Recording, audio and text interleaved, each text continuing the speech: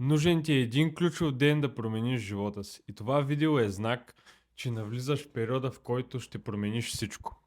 Ще промениш всичко, което до ден днешен ти познаваш. Повярвай ми, знам, че си чувал хиляди пъти, че успеха, че абсолютно всичко ще отнеме супер много време, много години, но това не винаги е така. За да промениш живота си, начина си на мислене, възприятията ти, мислите ти и всичко, не са ти нужни години.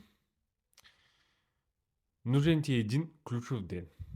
Една ключова загуба, една ключова победа, една ключова раздяла, едно ключово предателство, един ключов разговор.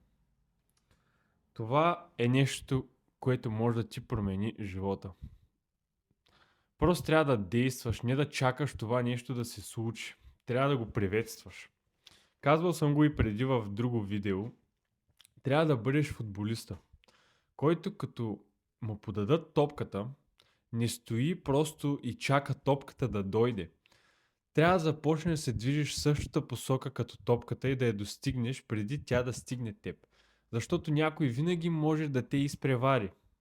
Винаги може да застане пред теб, да ти отнеме топката и точно секунда преди да получиш топката, тя вече е в някой друг.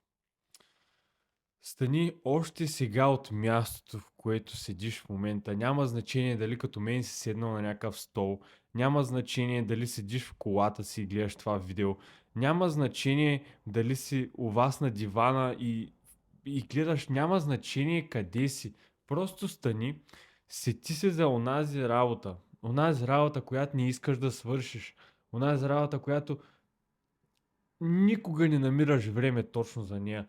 Винаги намираш оправдание, оставяш го за утре. Някой път дори не знам защо си го казваш, като ти знаеш, че ти никога няма да го направиш. Работа, която най-много не искаш да вършиш, е най-важната работа, повярвай ми. Именно това ще ти изгради навиците, това ще ти изгради начина на мислене, от който имаш нужда, и това ще ти изгради дисциплината, защото ще почнеш да правиш нещата, които не искаш всеки един ден. Без да търсиш причини, да си кажеш сега не е правилният момент. Брат, ако не е сега, кога? Знам, че искаш всички тия коли, всички тия пентхаусове, часовници, знам, че имаш тия мечти, знам, че имаш тия желания в главата си и те не са случайни. Те са сложени там, за да може Бог да ти покаже, че ти си способен на тях. Защо би ти сложил тези неща в главата, ако той знае, че ти не можеш да ги постигнеш? Просто нищо няма да дойде, трябва да спреш да го чакаш, успеха няма да дойде да ти седне в скута. Трябва да му покажеш, че той е поканен да дойде, покажи му, че си способен да се справиш с целия стрес, с цялата отговорност, с цялото страдание, с абсолютно всички загуби, жертви, и трябва да се превърнеш в тази версия на себе си, която е готова за тези неща. И те ще дойдат сами при теб, повярвай ми. Казвал съм го и преди. Няма как да дойдат нови неща с старата си версия. Няма как да построиш нов замък с старите тухли. Оправи си ежедневието, оправи си храненето, оправи си съня, оправи си абсолютно всичко, оправи си най-вече мисленето.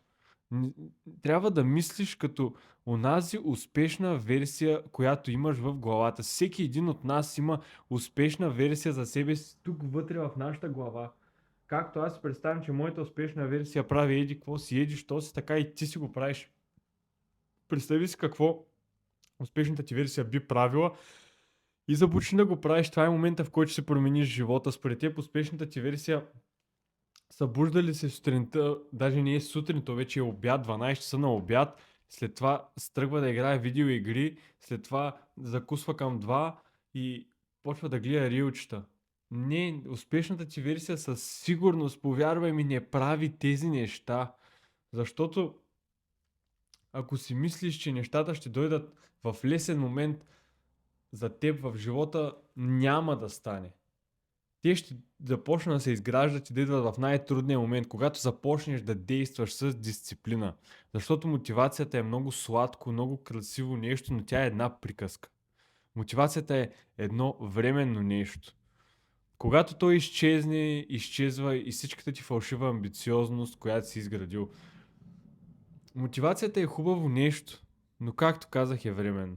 Дисциплината е това, което наистина ще ти промени живота.